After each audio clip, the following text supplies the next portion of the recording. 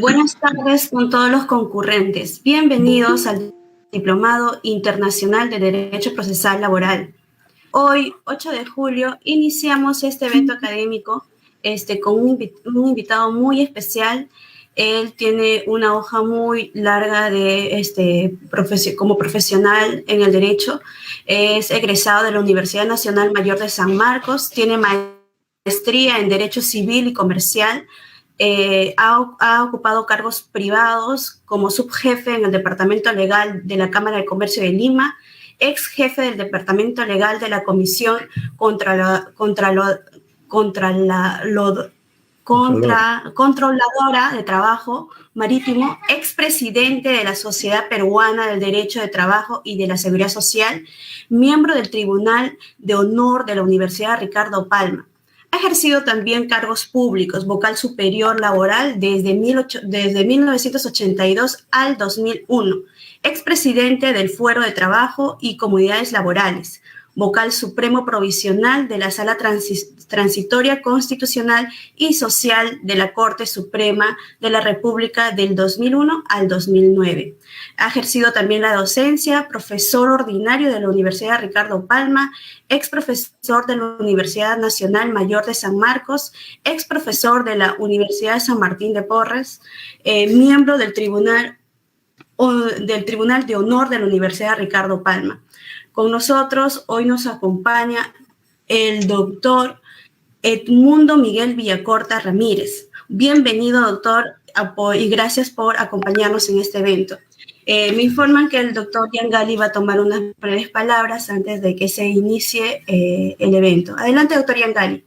Muchas gracias, estimados y queridos amigos.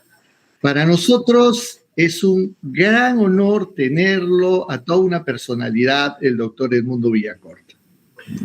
Uno, porque yo lo conocí al doctor en el día de mi juramento como juez del segundo juzgado de trabajo y comunidades laborales de Lima, cuando él era presidente del Fuero Privativo de Trabajo.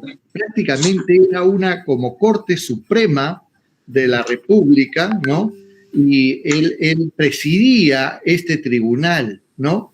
Y realmente después el doctor ya pasó por la Corte Suprema inclusive, ¿no? Dando importantes resoluciones, ¿no? En la Corte Suprema. Realmente todos los que hemos trabajado en el Fuero Privativo de Trabajo, aquí no me va a dejar mentir la doctora Sonia Vázquez también, del Fuero Privativo, ya quedamos muy pocos, y el doctor Villacorta tomó la decisión de retirarse del Poder Judicial.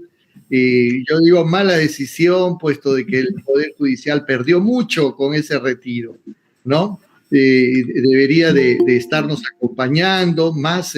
Yo creo que estaríamos solucionando mucho de la crisis que está el Poder Judicial. Por eso yo quiero rememorar esos viejos tiempos de amistad, de colaboración que siempre tuvimos con las puertas abiertas que nos dio el doctor Villacorta, y eso quiero rememorar y rescatar, y también un profesional de valía, realmente, ¿no? Todo un laboralista que aprendí mucho de él. Doctor Edmundo Villacorta, muchas gracias por habernos aceptado este tema de los principios del derecho procesal del trabajo, que estamos seguros va a ser algo muy importante para los que somos nuevos en estas circunstancias, puesto de que también hay gente que todavía tenemos ciertas dudas, ¿no? Así que vamos a tener esa brillante oportunidad. Adelante, doctor Edmundo Villacorta. Muchas gracias. Gracias más bien a ustedes, en especial a ti, Gino Yangali, por la invitación. Gracias a la doctora Sonia Vázquez, que es un gusto siempre verla, y al doctor Fausto González, que también se integra dentro de ello, y a todos los que participan en este evento. Las palabras de Gino Yangali obviamente me han hecho retroceder un poco en el tiempo, y simplemente voy a decir lo que pensé y sigo pensando que no hice mal en retirarme del Poder Judicial. Uno creo que siempre diseña tu vida y yo había entendido que cuando yo cumplía 30 o 31 años de servicios ya era el momento de retirarme, porque yo sí creo en la renovación de las personas, ¿no? Yo no creo en la perennización de una persona en el tiempo, sino creo que todo se renueva, todo cambia. Yo recuerdo mucho al joven Gino Yangali, abogado, que fue nuestro juez del segundo juzgado, que venía circunstancialmente del Cusco, pero esas situaciones hacen que uno piense y diga, sí, pues yo me fui, ahora él está allá en la superior, próximamente estaré en la suprema, y esa es la renovación que siempre se necesita. Y hay algo muy importante que quiero resaltar simple y llanamente en este momento, ¿no? Creo que la forma como conducen la sala, a través de los videos, conferencias o a través del Facebook, eso le da la garantía de que un magistrado obra correctamente. Si tenemos la posibilidad de ver y analizar audiencias, sí, pues es fácil entrar a una audiencia, comenzar a ver el comportamiento de los magistrados y uno saca su línea. Y creo, sin equivocarme, que una de las mejores salas que tiene el Poder Judicial son las de ustedes. Bueno, sin más que otra cosa, voy a comenzar ya un poco a referirme al tema que se me habría encargado desarrollar dentro de este concepto de lo que es el principio del proceso laboral. Y vamos a comenzar viéndolo lo siguiente, ¿no? Ustedes van a ver que en 29.497, en la Ley Procesal de Trabajo, en el título preliminar, en su artículo primero, dice algo bastante interesante, ¿no? Dice, el proceso laboral se inspira entre otros. Ese decir, entre otros, ya nos dice lo siguiente. Oye, por si acaso los jueces para resolver un procedimiento van a utilizar varios principios. Ahí se menciona, por ejemplo, la inmediación, la oralidad, la concentración, la celeridad, la economía procesal, la primacía de la realidad o veracidad, que le han puesto ese nombre, pero eso no le quita que se sigan aplicando otros principios. Por ejemplo, el criterio de conciencia y equidad, la adquisición procesal, el favorecimiento del proceso, la preclusión, etcétera, etcétera, la retroactividad, en ciertos casos a través de el principio protector de la condición más beneficiosa. Es decir, el juez tiene las armas necesarias como para poder emitir una sentencia justa cuando la norma, la ley, no existe o es confusa o podría ser interpretada en muchos sentidos. Entonces, los jueces sí tienen estas herramientas, estos principios con los cuales uno puede, de cierta manera, comenzar a defender los derechos de las personas posiblemente más necesitadas, ¿no? No olvidemos que ahora estamos en pandemia, hoy en día las necesidades son más duras, posiblemente los gobiernos medios pendulares que tenemos, va a entrar posiblemente un gobierno en el cual comience a consolidar derechos a favor de los trabajadores. Luego vendrá otro gobierno que comienza a desregularizarlo. Algo parecido sucedió. Yo recuerdo que nosotros teníamos unas leyes bastante sólidas en derecho laboral hasta que entró el señor Fujimori y comenzó a desregularizar el derecho laboral, a punto tal que algunos pensaban que íbamos a ser parecido a Chile, casi el Código Civil y ya no conceptos laborales, pero sin embargo los pocos derechos que quedaron los hacíamos valer como magistrados, los hacíamos valer solo y únicamente basados en estos principios del proceso laboral. También teníamos los principios del derecho laboral y también del proceso laboral. En base a esta conjunción de conceptos y de principios es que nosotros tratábamos de hacer la justicia. Bueno, los que me conocen saben que a mí me convencían con fundamentos, no había otra forma de convencerme, y yo les decía algo que era primordial, era fundamental. Digo, el juez no solamente debe conocer la legislación laboral e internacional, porque así lo obliga la ley procesal de trabajo, sino que tiene que buscar lo que vendría a ser la justicia, entre comillas, un poco divina. ¿Por qué? Ustedes saben que el juez civil es un juez bastante legalista, bastante formal. El juez penal es una persona que le ponen unos márgenes bastante amplios para tomar decisiones, pero en general las personas buscan la justicia y sienten que la justicia es la divina, sienten que la justicia es lo primordial, lo real por encima de la documentación. Hay personas que son conscientes, dicen, sí, ocurrió esta cosa, pero debería ser de otra manera, porque sienten que la justicia va por otro lado. Y ese es el llamado que se hace cuando nosotros vemos estos principios del proceso laboral. Estos principios, de una u otra manera, se han vuelto medios limitados y en otros muy desarrollados por la pandemia y por los sistemas que utilizamos para llevar adelante las audiencias.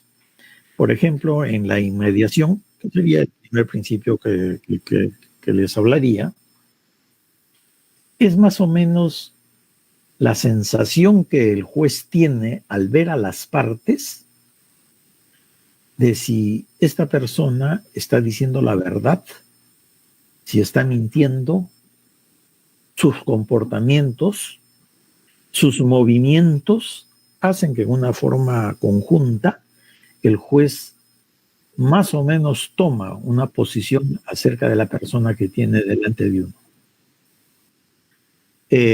Yo les pongo tan solo un ejemplo. Cuando se juzgaba a Fujimori, su señora decía, él está mintiendo. Y cuando le preguntaban, ¿por qué dices tú que Fujimori miente? Su esposa decía, él cuando miente, se le aparece un tic en el ojo izquierdo. Lo conocía, pues, sabía que algunas hechos externos podían de una u otra manera determinar cuándo una persona dice la verdad y cuándo una persona miente. Y la inmediación te permite llegar a la persona, identificarla, verla, darte cuenta si está mintiendo, si está inventando, porque hoy en día a nuestra sociedad le gusta mucho inventar las cosas, llenan los vacíos con lo primero que se le viene. Y este sistema de inmediación hoy en día está obviamente limitado, porque ahora, así como en este momento, ustedes me ven a través de una pantalla y yo podría estar haciendo otras cosas, pues, ¿no? Por ejemplo, y les voy a poner un ejemplo inmediato, ¿cómo saber, porque dicto clases todavía en la universidad, cómo saber si el alumno, cuando le dices tú que exponga un determinado tema, el tipo está desarrollando la idea que se supone que estudió, la comienza a asimilar y la comienza a desarrollar? Y tú ves que el individuo mira la pantalla y pega los ojos y se pone a leer. Es decir, mientras la pantalla está directamente enfocada al individuo, él a través, entra a otra de las páginas, pone el tema que le tocaba desarrollar y se pone a leer. Yo lo veo porque algunas veces en las audiencias que tenemos, el otro abogado comienza a leer, pues, y se nota que está leyendo, porque incluso tú ves en sus ojos, mira sus ojos y comienza de izquierda a derecha, avanza y después regresa, ¿no? Y sigue avanzando y sigue regresando, es obvio que el tipo está leyendo, ¿no? Y hay situaciones que la inmediación hoy en día está media recortada, bastante recortada. Este sistema de inmediación, por ejemplo, antes permitía, y entiendo que hasta el día de hoy lo hace, Ojalá que se restablezca las audiencias presenciales, donde los jueces van a tomar una idea de los testigos, de los peritos, de las partes, acerca de cómo se manifiestan dentro de la audiencia. Tú puedes ver a la persona sentada y comienza a mover los dedos, señal de nerviosismo, a otros se comienzan a comer las uñas, y tú notas que la persona está nerviosa. Es obvio que los jueces siempre deben tener presente que las personas en general, cuando lo llevan a un juzgado ante un juez, se va a poner nervioso. Pero cuando ya tú ves que el tema está medio exagerado, tú vas a sacar tus conclusiones. Y ese sexto sentido lo comienzan a desarrollar los jueces a través de la inmediación. Los jueces, a través de los procesos, se dan cuenta quién miente, quién no miente, quién dice la verdad, cómo lo mira su abogado, cómo espera que el abogado le sople las respuestas. Hoy en día ahora las respuestas son electrónicas, pues, ¿no? Hay que cuidarse que la parte cuando va a rendir su manifestación no tenga nada en los oídos, pues, ¿no? Porque tiene el audio de la audiencia y por otro lado tiene pegadito un micrófono que su abogado le está dictando las respuestas. Entonces, hay que estar en todas, pues, porque hay que ir a la par con la tecnología, y esto de la inmediación, les decía que hace que las personas, los jueces sobre todo, proyecten una sensación de sexto sentido acerca de las personas. Yo entiendo que lo desarrollaba porque dictaba clases a los alumnos, yo entraba a un salón y era fácil de la primera impresión. Yo sacaba mis conclusiones, entraba a un salón que no conocía a nadie. De la primera clase ya más o menos yo tenía definido quién participaba, quién se dormía, quién era flojo, quién era estudioso, y solamente de mirarlos, de ver su comportamiento. Yo no necesitaba preguntarles más, porque eso te da la experiencia. Ese sistema de inmediación sí es correcto en un procedimiento laboral. Yo recuerdo que cuando estábamos todavía con la 26636, se me nombró en una comisión para ver la alternativa de modificación de ley. Yo propugnaba lo que hoy vemos como el juicio abreviado, ¿no? En los casos de reposición. Yo decía, hoy en los casos de reposición no necesitamos hacer tanta demanda, contestaciones, pruebas, etcétera, etcétera. Digo, una persona se da cuenta fácilmente quién dice la verdad y quién miente. Está el empleador y está el trabajador, y ahí fácilmente te vas a dar cuenta. Entonces, ese principio sigue siendo fundamental, sigue siendo interesante, y obviamente que esto de la pandemia espero que sea transitorio. Algunos, el año pasado, cuando comenzó el 16 de marzo con este sistema de pandemia, hacían bromas que Navidad la íbamos a pasar pues, en casa, ¿no? Todo el mundo se reía porque pensaban que la pandemia era cuestión de meses. Bueno, ya pasó un año, nos vamos por el segundo año. Espero que no venga el tercero ni el cuarto, pero tenemos que ir también ajustándonos a los sistemas de la inmediación. Por ejemplo, cuando voy a tomar examen en la universidad, yo le digo a los chiquitos, ¿saben qué? Me van a mirar a la pantalla y van a poner sus manos agarrándose los cachetes para evitar que estén manipulando la computadora y estén sacando las respuestas. O sea, ya tú tienes que ingeniártela, pues, cómo hacer para que la tecnología no supere a lo que uno espera. Hoy en día, por ejemplo, lamentablemente nos vamos a percatar de lo siguiente. Si el Perú es uno de los países donde los universitarios, tú le pones un afiche y le dices, interprétame esto, no pueden. Ahora en pandemia, en la época escolar, es mucho más difícil. Hoy en día, en las universidades, hacían bromas, uno dicta una clase y aparentemente dice que está hablando un poco de brujería, comienza a llamar a las personas, no contestan, tú no sabes si están presentes o no están. Hoy en día peor porque me tocaba una de las clases que dictaba justo cuando jugaba la selección peruana, ¿no? Entonces, tú dices, voy a pasar lista y todo el mundo te dice, o te chatea, te dice, mi audio está mal logrado, se lo puedo escribir por chat. Claro, está con su celular, pues de ahí te contestan, ¿no? Pero están viendo el partido, ni caso te hacen. Pero eso es el forjamiento personal de cada uno. Cada uno sabrá qué es lo que hace. Y la inmediación es fundamental. Quizás la enseñanza, por ejemplo, con carácter presencial, era mejor que la actual, porque el profesor se percata si el alumno está con el celular, si está prestando atención, qué está haciendo. En cambio, a través de una pantalla, obviamente que tú piensas, supones, principio de buena fe, que el tipo te está escuchando de buena fe y aprendiendo algo, pero tú no lo sabes en realidad qué es lo que pasa. Igualito es en los juicios. Este sistema de mediación, es eso. Hoy día, por la pandemia, restringido. La oralidad es el segundo principio que la ley nos ha señalado. Yo sí pienso, creo que es muy positiva dentro de este esquema de la ley, la oralidad. Ahorra una serie de problemas, pero ahí ya depende mucho de la mano del juez. Hay personas que, no obstante, estamos regulados por la 29497, principio evidentemente oral, siempre tienden a buscar las cuestiones escritas y algunos jueces pisan el palito y comienzan a caer. Por ejemplo, ayer tuve una audiencia del Cusco. ¿Qué pedía el demandado? Decía que se anule todo porque no lo habían notificado.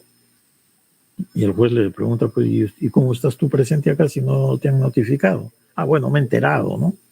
Dice, me he enterado, pero resulta, dice, que la notificación se supone que la han hecho en el domicilio que había en el Cusco. Y dada la pandemia, esta empresa no va.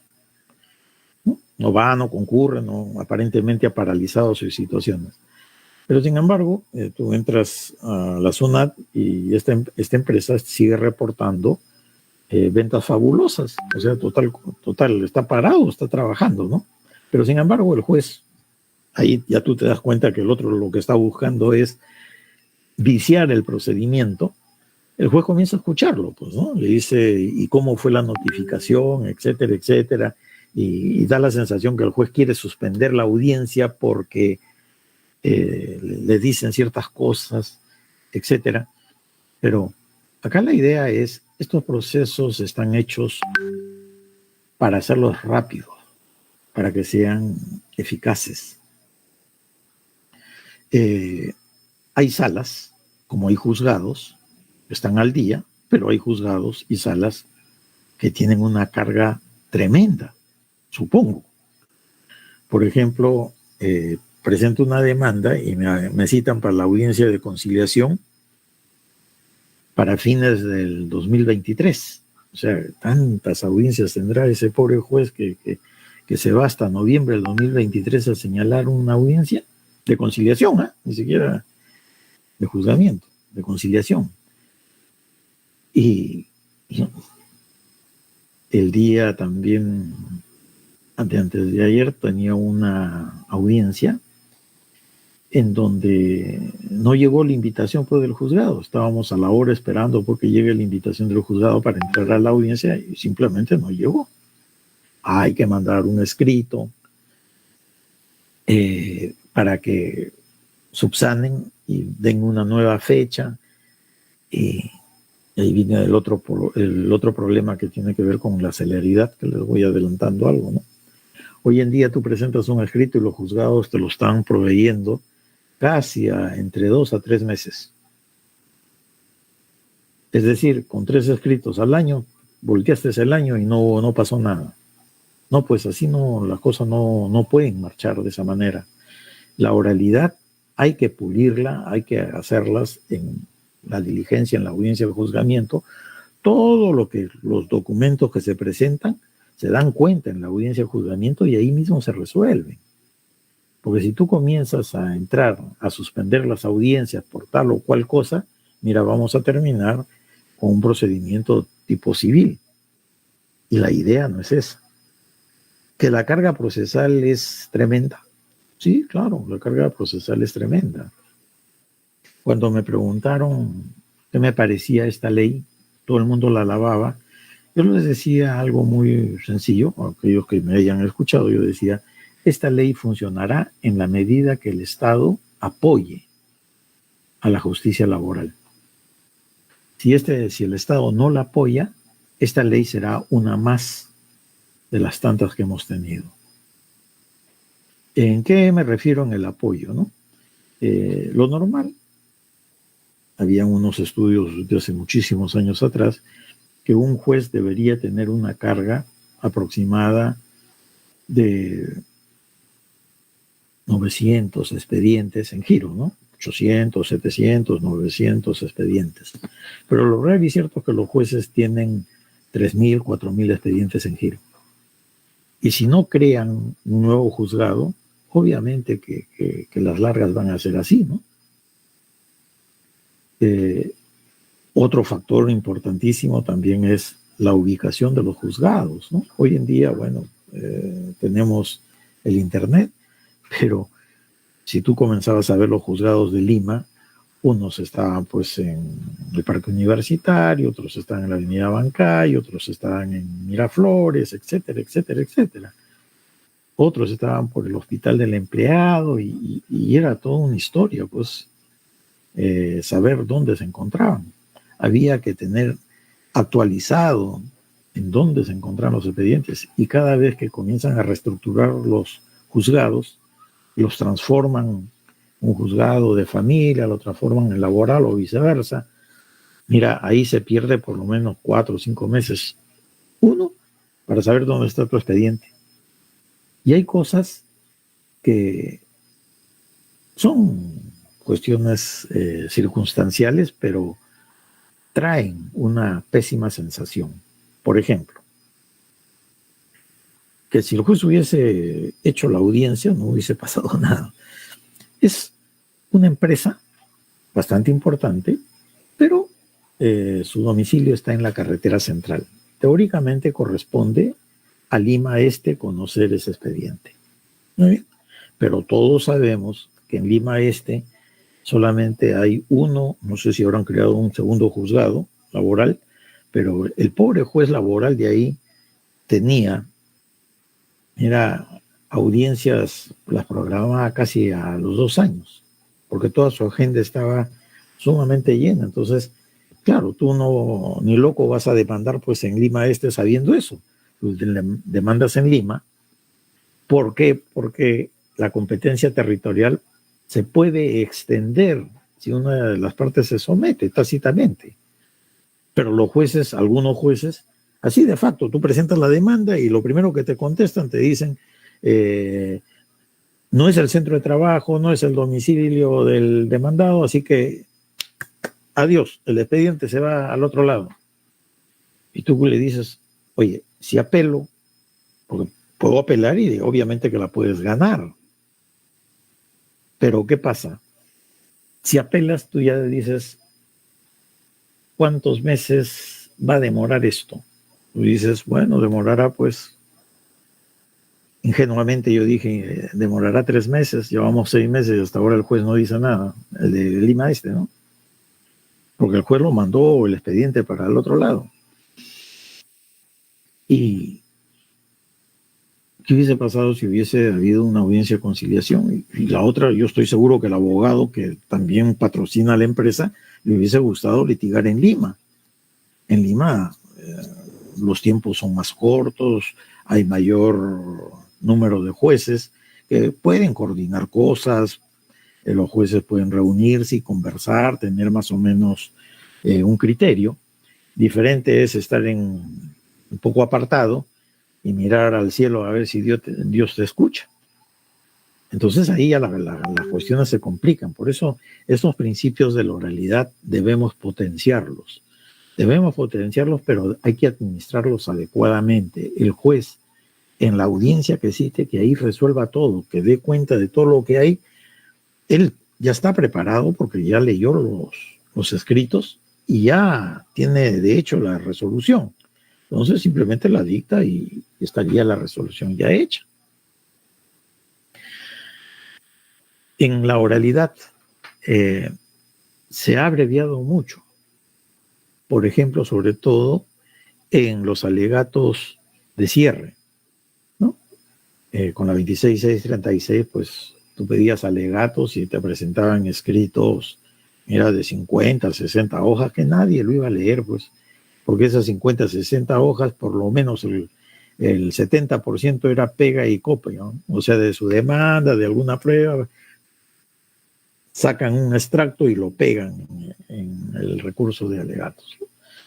Y un juez para leer lo mismo tampoco no va a perder el tiempo. En cambio, en la oralidad, ahí sí escuchas todos sus alegatos, ¿no? O sea, el tipo está hablando, fundamenta bien o mal, ahí fundamenta, para eso está la otra parte. Pero ya uno saca una idea clara de lo que sucede. Entonces, la oralidad es primordial en este tipo de procedimiento. Lo que pasa es que hay que manejarlo adecuadamente. Sí he visto algunos casos en donde los jueces no permiten que hablen las partes. Y ustedes verán que en la Ley Procesal de Trabajo, en el artículo 12, permite que las partes intervengan. Algunas veces es necesario escuchar a la parte. ¿Quién más sabe de los hechos que las partes? Pero algunos jueces dicen, no, con presidente, no, señor, usted no habla, yo dirijo el debate, yo soy el director de debate y se acabó el asunto. Pero la ley lo dice, ¿no? Que le da prioridad a las partes, pero en fin, son situaciones que hay que replantear, hay que ver para optimizar el sistema. El tercer principio es el de la concentración. Este principio de la concentración equivale a lo siguiente, ¿no? Cuanto mayores diligencias tú tengas en un procedimiento, obviamente que este va a ser mucho más largo. Cuanto menos posibilidades de articulaciones tengas y se concentre el procedimiento, va a ser más sencillo y más rápido. Por ejemplo, nosotros decimos, tú presentas tu demanda y la ley te dice entre 20 a 30 días tú debes citar a la audiencia de conciliación.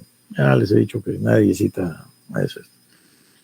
Pero también acá una crítica. Normalmente los juzgados siempre declaran inadmisibles las demandas porque algo falta, que está en la demanda.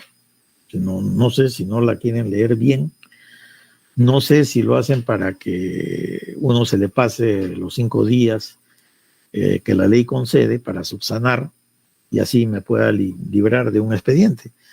No uno, sino en varios expedientes me ha tocado que jueces me declaran inadmisible la demanda por X razones que están en el expediente, pero me dan 3 días. Y le digo, perdón, la ley dice 5, ¿por qué usted da 3? ¿No? Es decir, si tú no te percatas, comienzan a existir problemas innecesarios.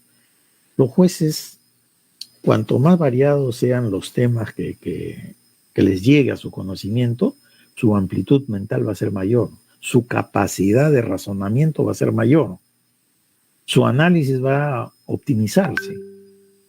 No hay que tener miedo a expedientes un poco conflictivos, un poco raros. Por ejemplo, yo les decía que antes de entrar a esta audiencia acababa de hacer una apelación. ¿De qué se trataba? Este es un caso bastante especial, es un caso especial, ¿no?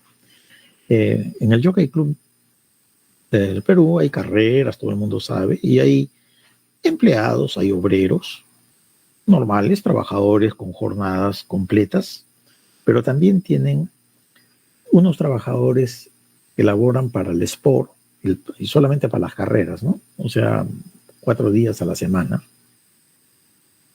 Y bueno, cuando se crea esta nueva ley, por un decreto supremo antiquísimo, prácticamente se decía porque estos trabajadores aparentemente no tenían derechos. Pero ¿qué hizo el jockey? El jockey a estas personas que aparentemente no tenían jornadas diminutas, menos de 20 horas, ¿se entiende? Comenzaron a darles unas cargas fuertes. Es decir, tendrían ya un trabajador estable, pero con derechos aparentemente limitados, ¿no? Y cuando ya estos trabajadores reclaman sus vacaciones, porque no les daban vacaciones, porque les decían tú eres de ese régimen especial, etcétera, etcétera, etcétera, les dicen, bueno, tú no tienes derecho a vacaciones. Ellos dicen, bueno, yo sí tengo derecho a vacaciones, todo el mundo tiene derecho a tomar un descanso remunerado. Y bueno, basado en el 713, se reclama ello en un expediente grande. Muy bien. Ese expediente fue amparado en primera instancia, la segunda instancia revoca, dice que los trabajadores no tienen derecho a las vacaciones porque en el momento que ya se resolvía, a mano militar, el empleador reduce la jornada de estos trabajadores a 19 horas con 50 minutos, es decir, que no lleguen a las 20 para que no reclamen nada. Entonces la sala, basándose en eso, revoca y le dice no tienen derecho a vacaciones. Muy bien. Va a la Corte Suprema, en la Corte Suprema la sala más o menos declara procedente el recurso, pero infundado para los trabajadores. Pierden los trabajadores. Pero en 2 o 3 casos, los trabajadores sí demostraban que, con prueba documental, demostraban que habían trabajado más de 4 horas. A eso se les reconoció las vacaciones y se les pagó como 130,000 soles a cada uno de ellos. Mientras que sus compañeros que trabajaban minutos menos no les reconocían absolutamente nada. Bueno, entonces se plantea un nuevo juicio, pero ya con otro esquema, pues, ¿no?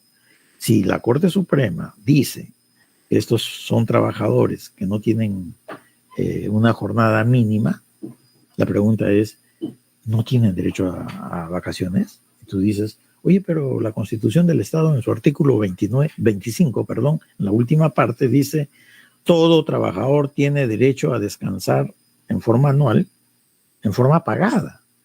Y te dice, la ley o los convenios te dirán cómo es eso.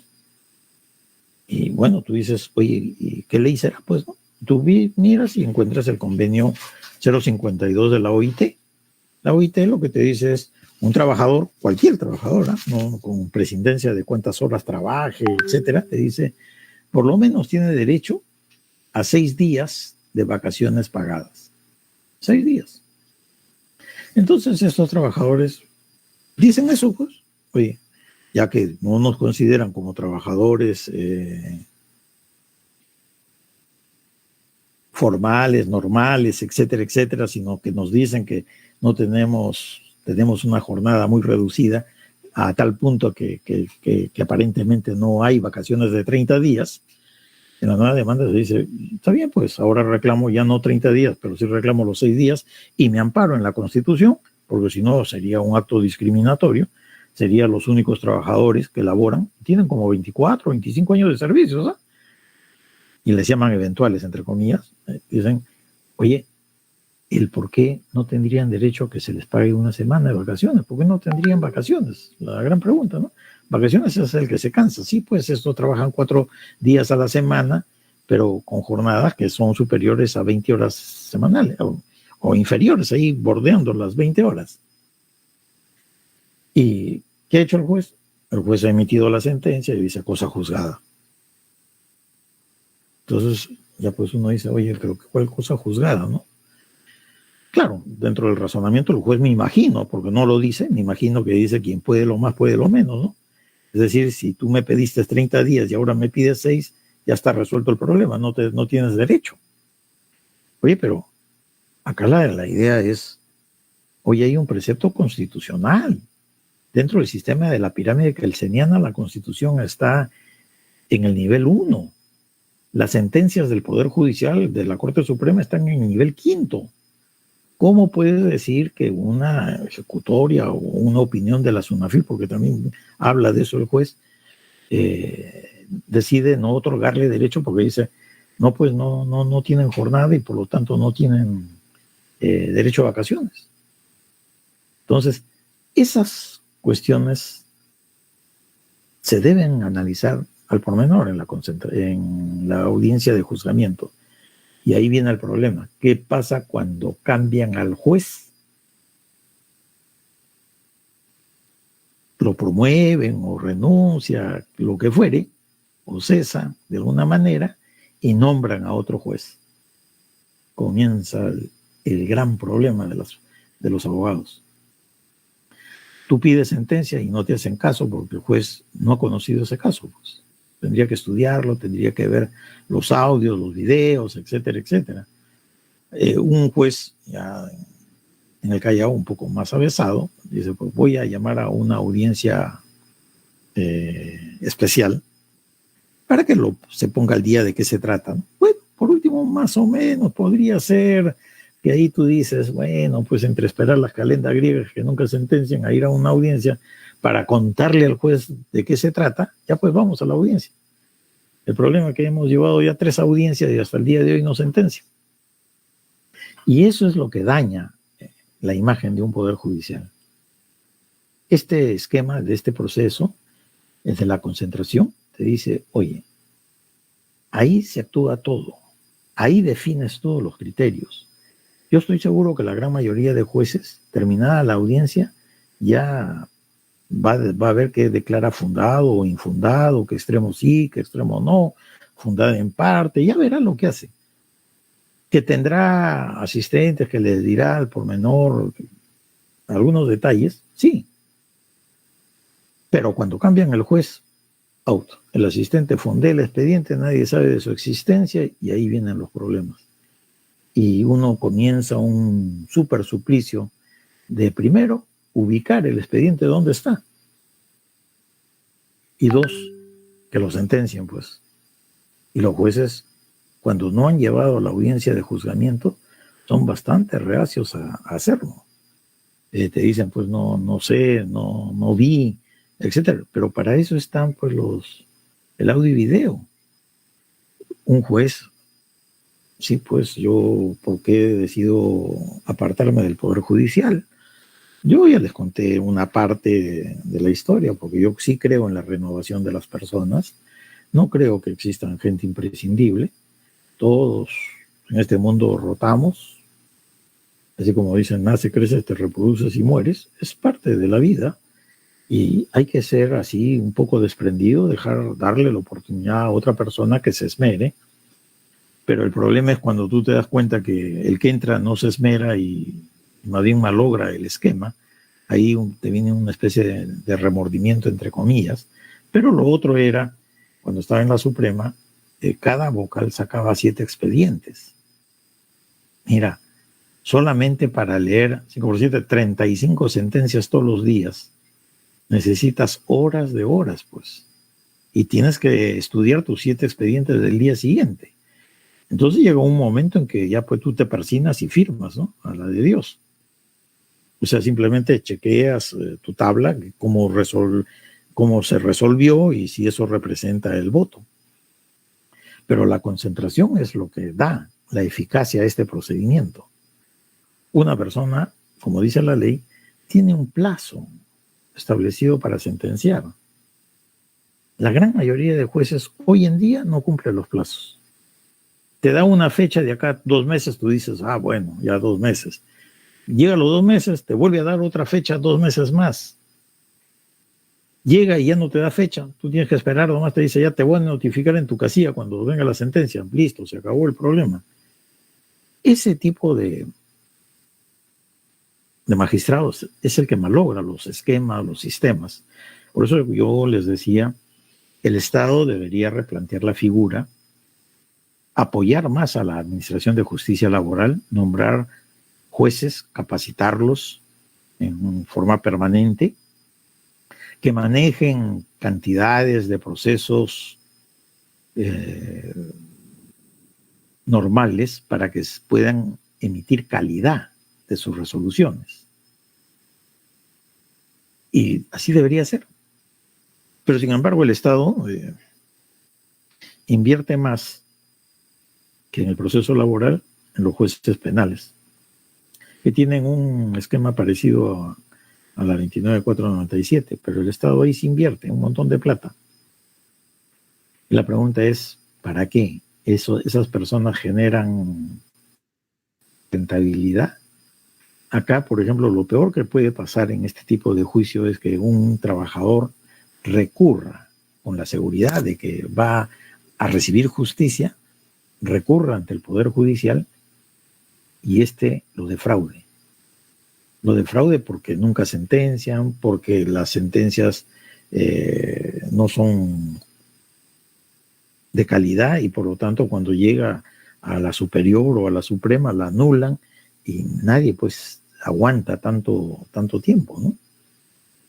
Hoy en día, por ejemplo, yo tengo 2 clientes que ya ganaron, ya la plata está consignada, está para cobrar. Los 2 quieren cobrar, ya van 6 meses y no pueden cobrar, pues. Presentas escrito tras escrito, no te contestan, no existe forma. Y tú dices, me quejo.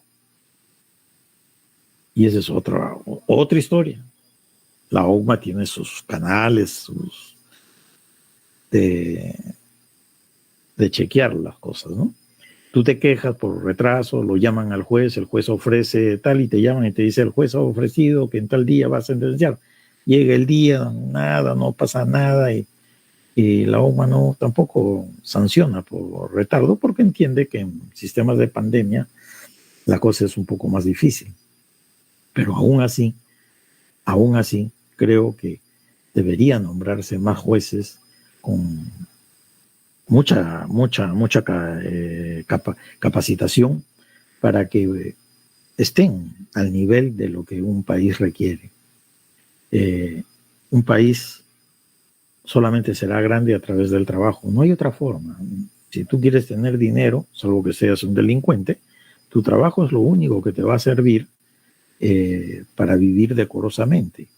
Y lo que esperas es que si tienes un conflicto, el juez esté a la altura y te resuelva dentro de los plazos más o menos entendibles. Hay clientes que son muy especiales. Por ejemplo, tú demandas y te llama y te dice, doctor, ¿cuándo es el día de la audiencia de conciliación?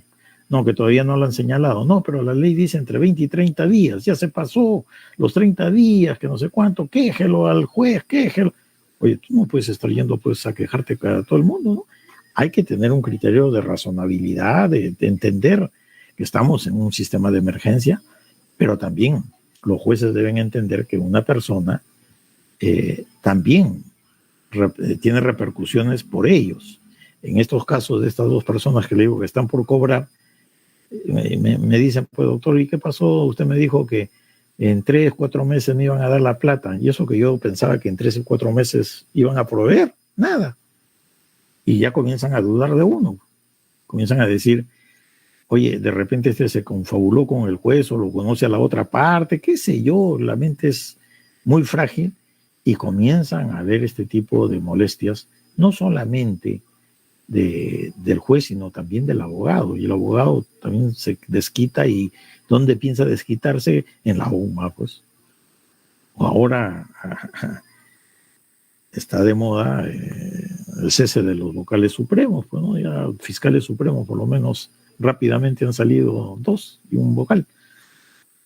Y si ese es el camino que cree la gente que es, nos vamos a llenar de quejas.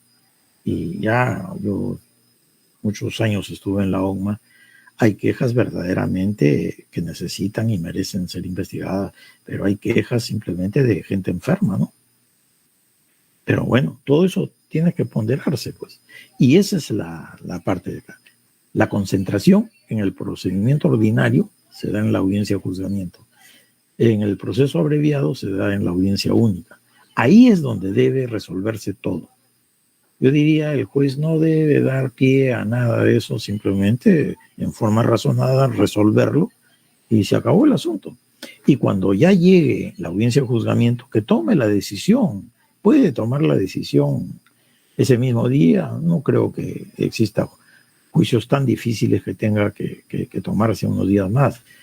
Cuando hay que tomarse unos días más eran los fines de semana. Yo recuerdo que cuando estaba en la sala, las discordias las hacía pues sábados y domingos que no trabajaba en el Poder Judicial. Pero así ocupabas todo tu tiempo y entonces tú dices, ok, me voy por varias razones, porque creo que debe promoverse gente. 2, porque ya tú no controlas lo que firmas y no sabes qué estás firmando. De repente estás firmando tu adquisición de 2x2 en Lurigancho y no sabes. Y así hay que comenzar a entender que este procedimiento se da por eso.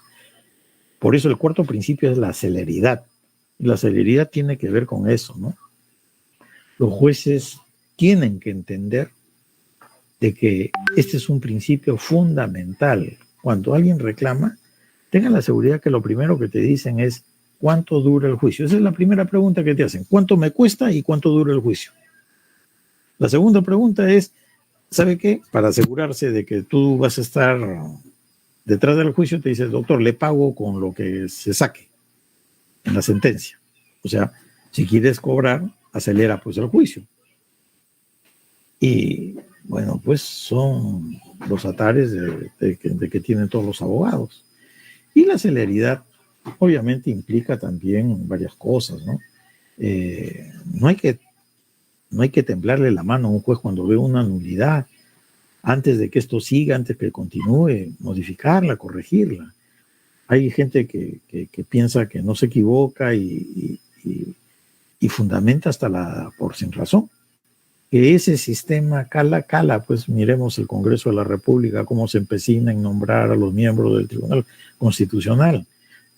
Hay una acción de amparo, una medida cautelar que le dice, no, y ellos siguen diciendo de que por qué se mete el Poder Judicial, que les invade esto. Y cuando ellos cesan a un presidente de otro poder del Estado, el presidente de la República, ellos invaden. No, pues acá en democracia hay que vivirlo, hay que tenerlo, pero las cuestiones, todo tiene un límite, todo tiene un sistema. Y creo que el Poder Judicial, su talón de Aquiles del Poder Judicial siempre ha sido la celeridad, porque el Estado no acompaña como debería ser al Poder Judicial. El Poder Judicial debería luchar abiertamente, pidiendo y exigiendo mayor número de juzgados para que la celeridad se dé, capacitando y depurando al mal magistrado. Yo simplemente les hago una reflexión. Dios, por ser Dios, escogió 12 apóstoles y le salió uno chueco, pues no vamos a pensar que todos los jueces que se nombren, todos son derechos, ¿no? Es obvio que hay.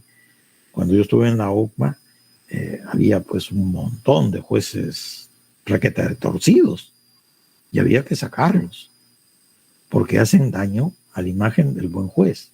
El juez que se respeta, el juez que es digno de mirar, el juez que es digno de ir a cualquier reunión y nadie le puede decir nada porque tuvo un comportamiento impecable.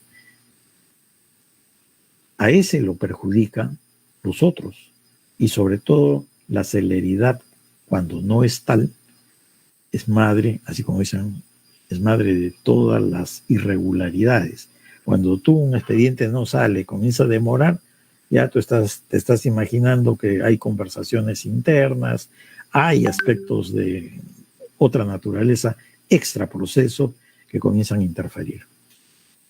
Bueno, luego tenemos la economía procesal.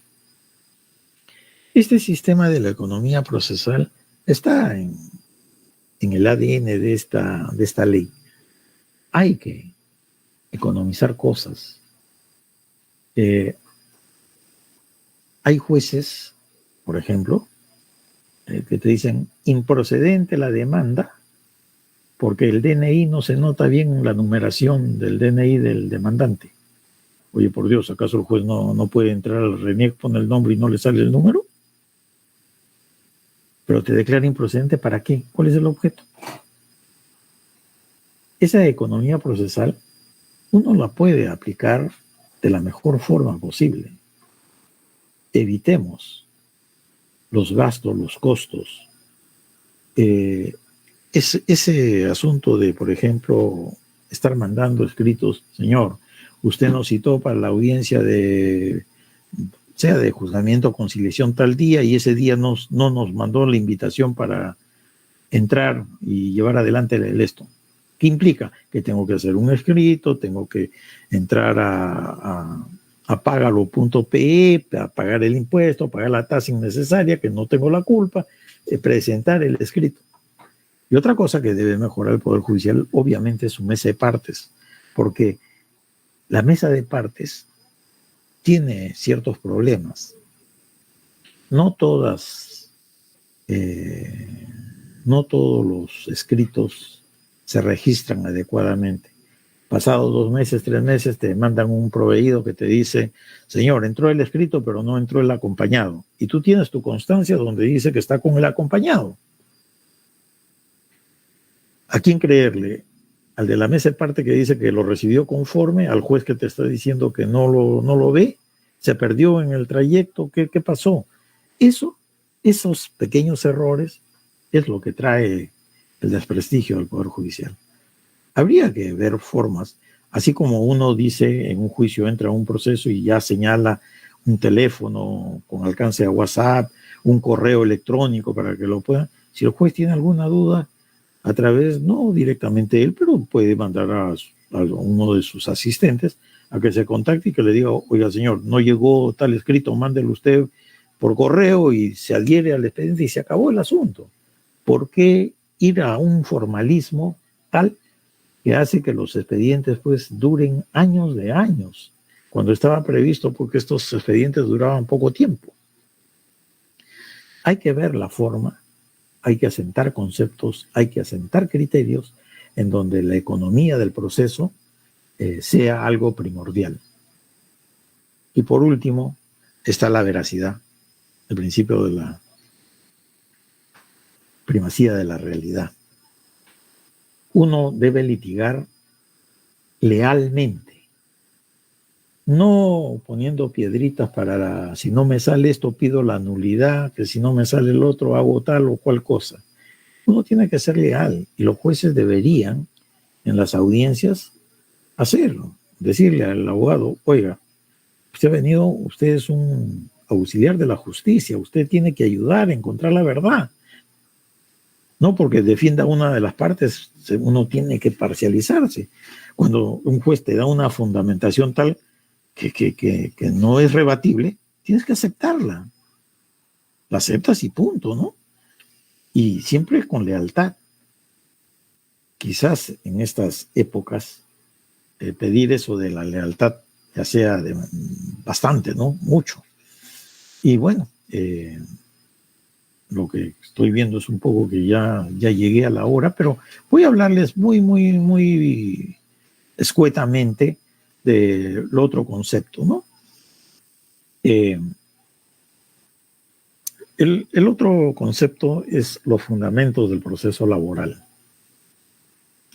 Y acá sí quiero hacer unas precisiones. Dice el título preliminar en su artículo 3º que los jueces deben evitar las desigualdades de las partes que afecten el desarrollo del resultado del proceso.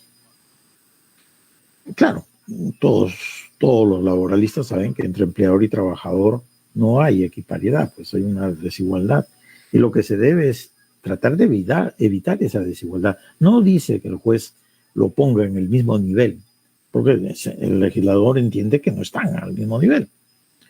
Pero acá viene algo interesante.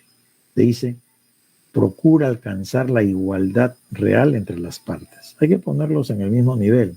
Algunas veces me ha pasado y hasta en la Corte Suprema, que he tenido que decirle al vocal, le digo, disculpe doctor, lo que usted me está diciendo, lo que usted está hablando, lo que usted está indicando, lo debió decir el abogado de la otra parte. Yo he venido a litigar con el otro abogado, no con el magistrado. Yo no voy a entrar pues en tratar de destrozar la argumentación que tiene el juez. El juez se puede equivocar y para eso tú apelas, pues, ¿no? Pero hay que tratar de procurar la igualdad entre las partes y no ensañarse con una de las partes. He visto procesos en donde prácticamente el juez es un fiscal, un inquisidor de una de las partes. Y no debe ser así. El juez debe estar por encima de todos esos apasionamientos que uno pueda tener. Entendemos que toda persona tiene una idea, tiene una proyección económica, sea de izquierda, sea de derecha, etcétera, etcétera, pero el juez las debe controlar. Para eso es juez.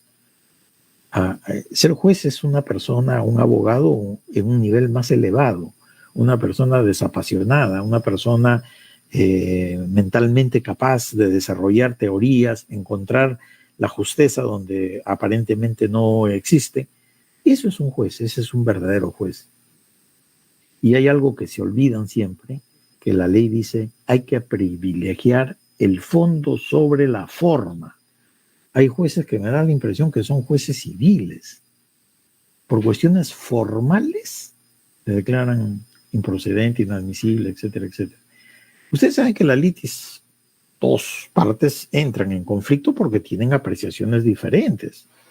Entonces, la mejor forma de terminar eso es poniendo fin a ello, a esa litis, a ese conflicto, diciéndoles razonablemente cómo debieron comportarse y se acabó. Pero si tú vas por las formas, mira, lo único que haces es que el afectado sienta que no hay justicia, sienta de que su proceso se dilata innecesariamente y luego si la anulan posteriormente, viene la decepción total, completa por parte del Poder Judicial. Por eso siempre es primordial que el juez laboral tenga siempre en su cerebro que él está llamado ahí para resolver el litigio, el conflicto. Y no por formas puede dilatar ese conflicto, no por formas va a dejar de administrar justicia. Acá la idea es encontrar la justicia. Para eso es el Poder Judicial. Uno acude al Poder Judicial para buscar la justicia en pleno. Luego, también te dice, oiga, hay que interpretar los requisitos y presupuestos procesales en sentido favorable a la continuidad del proceso. Ya les he dicho porque en la gran mayoría de demandas los jueces siempre declaran improcedentes las demandas por cuestiones que están en la demanda. Te dicen, señor, no, usted no ha fijado tal fecha. Y tú algunas veces le transcribo, pues le tengo que transcribir en la página tal, ahí está. Y lo subrayo, le pongo con esto. Un poco para decirle, oye, fíjate que sí está. Y algunas veces me pides cosas que son intrascendentes para el proceso. O sea, me pides cosas que no van a ayudar a resolver el conflicto. El conflicto se trata de una cosa y hay que limpiar y dejar el conflicto para ser resuelto, no complicarlo. Claro está que te dicen hay que observar el debido proceso y la tutela jurisdiccional y te agrega y el principio de razonabilidad. Que si afecta el debido proceso, algunas veces sí se afecta, algunas veces el debido proceso, en forma mínima, y para eso la misma norma te dice, oye, tú debes darle prioridad también al principio de razonabilidad. El juez tiene que ser lo más razonable posible. El justo padre, ¿no? Resuelve el problema como si fueran tus hijos y tú quieres darle un mensaje a ellos de cómo debe ser la justicia. Esa es la misión que tiene todo un juez. Que los jueces deben sancionar a los abogados. Sí, claro. Cuando encuentras que no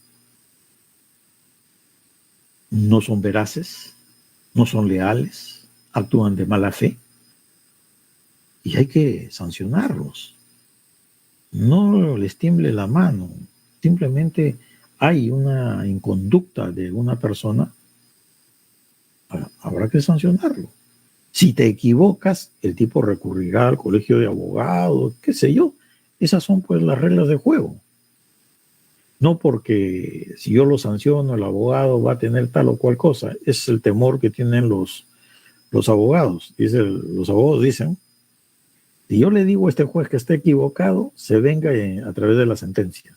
O sea, se pierde el concepto de que el juez está por encima de los abogados, está por encima, se supone que hace un papel un poco de Dios, ¿no? Juzgar es lo más difícil que hay en esta vida.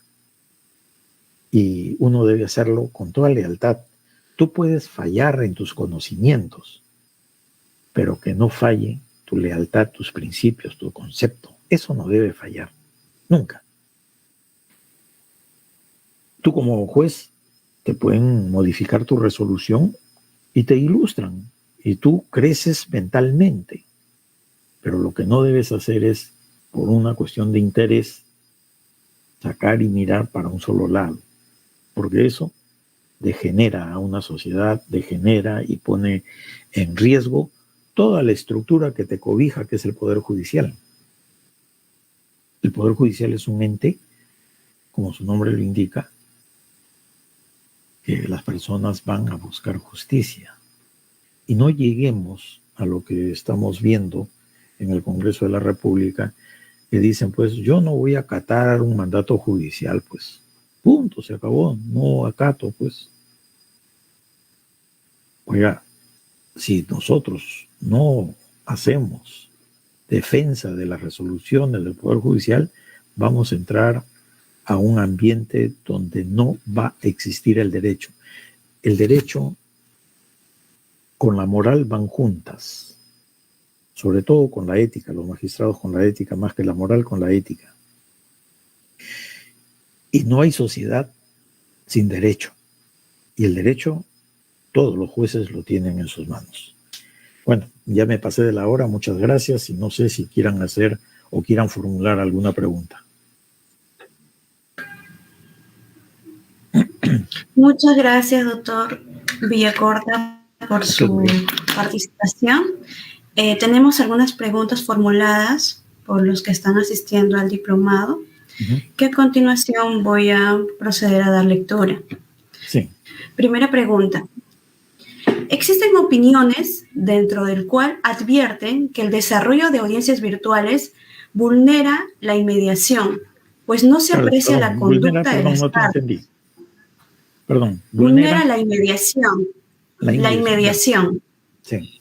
Pues no se aprecia la conducta de las partes, pero el desarrollo de alegatos o las propias expresiones de las partes no pueden garantizar una calificación de las conductas. ¿Cuál es su opinión, doctor? Ya.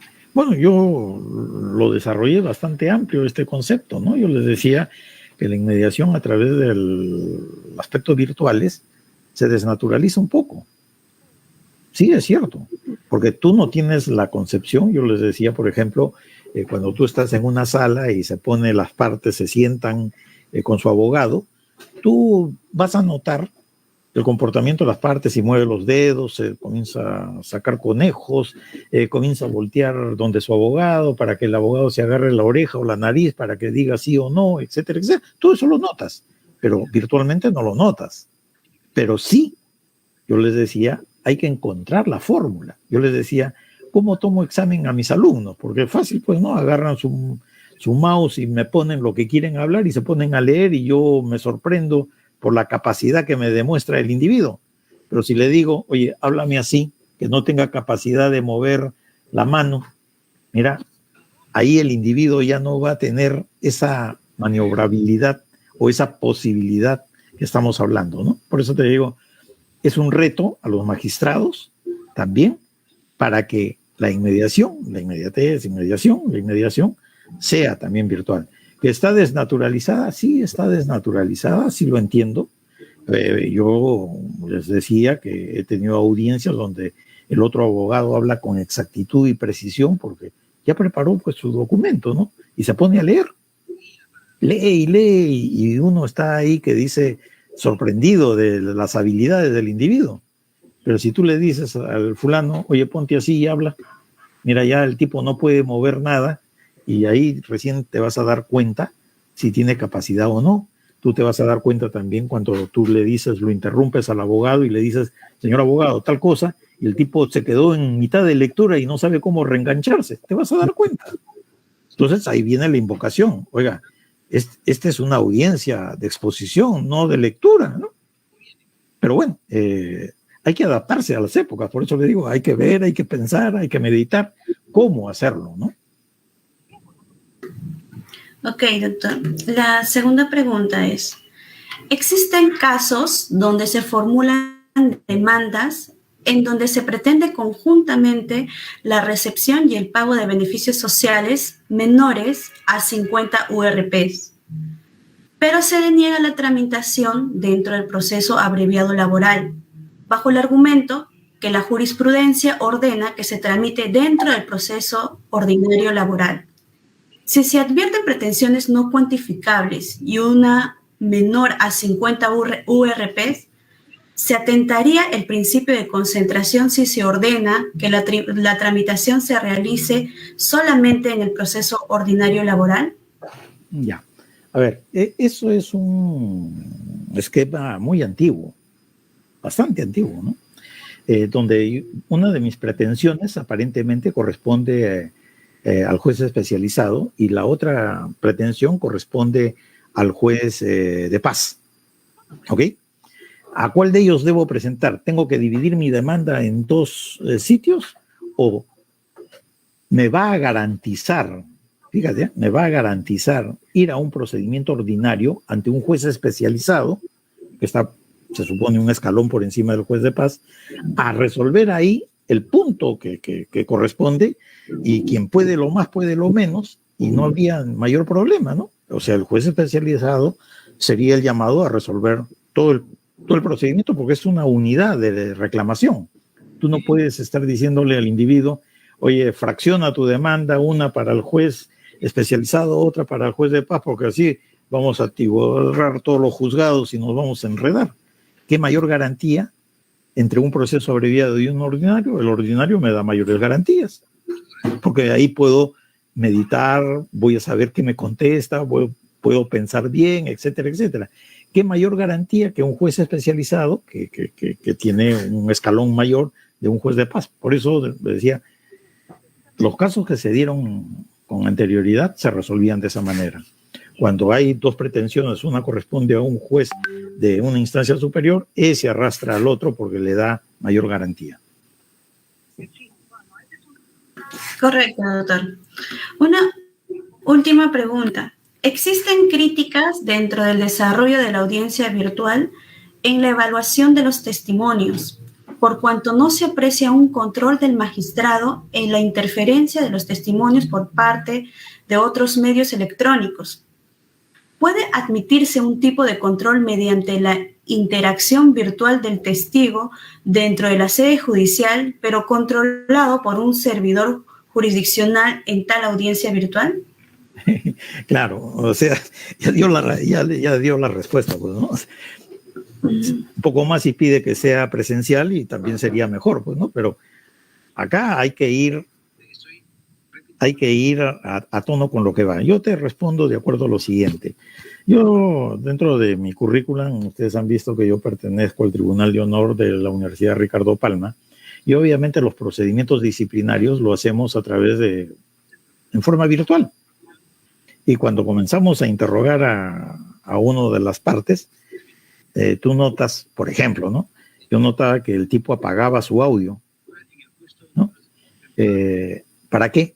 Para que el que estaba al costado, que no aparecía en la pantalla, le soplaba, le daba la respuesta y después él activaba su audio y comenzaba a contestar, ¿no? Entonces ya eso te da experiencia, pues. Tú agarras y le dices, oye, más bien pásame con el que te está soplando y que conteste él, ¿no? Entonces ya pues se ve descubierto el individuo y esa es conducta procesal, pues, maliciosa. Entonces, claro, el que ha preguntado ya dio la solución, pues el testigo que vaya al Poder Judicial, que habiliten un piso ahí al aire libre, aunque sea, y que ahí declare, ya, bajo la mirada de alguien, que no nadie le sople, nadie esto, claro, eso sería una garantía. Pero tenga en cuenta que, por ejemplo, una persona mayor que no ha sido vacunada o una persona enferma no le vas a decir, pues, oye, concurre a la avenida Bancay a declarar porque de repente el tipo se enferma y la familia te sale demandando. Por eso, todo esto, le decía, es un reto a la imaginación que todos debemos tener. Y día a día vamos aprendiendo cosas. Yo, a través del Internet, aprendo porque se da. ¿Y qué más? Si uno tiene un apoyo de alguien que maneje las cuestiones de cómputo, te da un alcance mayor, ¿no? Te da alternativas, te da soluciones. Pero sí tengan la seguridad que, claro, los testigos con cierto signo de esto. Yo ofrezco como testigo a alguien que va a hablar a mi favor, pues no voy a ofrecer a alguien que va a hablar en contra. Entonces ya tú comienzas a pensar y comenzar a formularle preguntas, ¿no? Seguidas, pero vuelvo a decirte, enséñame tu oreja izquierda, enséñame tu oreja derecha, que no tenga nada, pon tus manitos acá y comienza a contestar. Listo, se acabó. Ese testigo va a ser su declaración, va a ser directa. Bien, doctor, muchas gracias por su participación, por su excelente ponencia y los aportes que nos ha brindado a todos los trabajadores judiciales y a las personas que están conectadas al Facebook de la Octava. Ya estamos a punto de concluir. ¿Algunas palabras que tendría que dar, doctor? Sí. Solamente mi agradecimiento. Perdón, Gino. No. Para agradecerle la participación, siempre atento el doctor Edmundo Villacorta, las necesidades de capacitación de la Corte Superior de Justicia de Lima, y ahora hemos crecido un poquito más, ya estamos invitando a gente de otros distritos judiciales, ¿no? Y así de que muchísimas gracias, ha sido muy interesante su participación y le otorgamos unos cuantos minutos para su despedida, doctor. Muchísimas gracias. A ti, Gino, más bien mi agradecimiento a ustedes. Y yo, en parte de mi vida, creo que nunca me he desvinculado mucho del Poder Judicial. Siempre estoy ahí. No obstante, que cuando uno llega a un nivel de Corte Suprema, ya no litiga, porque puede sentir el maltrato de los jueces, etcétera, etcétera. Yo sí litigo, pues yo sí doy la cara, yo sí llevo mis procesos, etcétera, porque creo que no le debo nada a nadie. Nunca hice algo que mi conciencia no me lo diga. Yo estoy tranquilo con mi conciencia y bueno, eso me da una tranquilidad y siempre considero al Poder Judicial parte de mi vida, ¿no? Yo he estado 31 años ahí, es obvio que moriré con la satisfacción de haber sido parte integrante del Poder Judicial. Muchas gracias. Gracias. Adiós, gracias. Adiós, muchas gracias. Dios, muy amable. Adiós.